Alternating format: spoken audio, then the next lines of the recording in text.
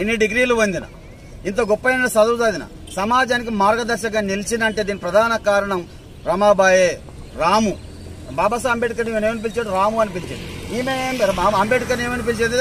సాహెబ్ అని పిలిచేది. అంటే ఇంత అన్యోన్యమైనటువంటి దంపతులు కాబట్టి ఈ దంపతులను సమాజం స్ఫూర్తిగా తీసుకోవాలి, యువతరం స్ఫూర్తిగా తీసుకోవాలి. వీళ్ళు అడుగుజాడలో నడవాల్సిన అవసరం ఎంతైనా ఉంది. కాబట్టి చివరిగా రాజరత్నం చనిపోయిన సందర్భంలో ఇంట్లో చిల్లి గవ్వ కూడా లేని పరిస్థితి ఉంటుంది.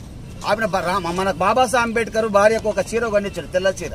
ఆ చీర ఆమెకు ఎందుకంటే భర్త ఏ స్త్రీకైనా ఆభరణాలు కానీ వస్త్రాలు కానీ కొనిస్తే కంటికి రెప్పలా కాపాడుకుంటారు బట్టలు. అయితే బాబాసాహెబ్ అంబేద్కర్ కొనిచ్చినటువంటి తెల్లని ఒక చీరను భద్రంగా దాచిపెట్టుకోండి. ఇంట్లో పోయి వెతుకుతే ఎక్కడ కూడా ఒక సిల్లి గవ్వ కూడా కనిపించిన పరిస్థితి ఉంటే ఆ రాజరత్నాన్ని దహన సంస్కరణ చేయాలి. కాబట్టి అక్కడ ఉన్నటువంటి ఆ తెల్ల చీరను తీసుకొని ఆ తెల్ల చీరలో రాజరత్నాన్ని చుట్టి దహన సంస్కరణ చేస్తాయి. అంతే. ఎంత బీద పరిస్థితుల్లో ఉన్న ఒకటే లక్ష్యం, ఈ సమాజం మార్చాలంటే ఈ సమాజం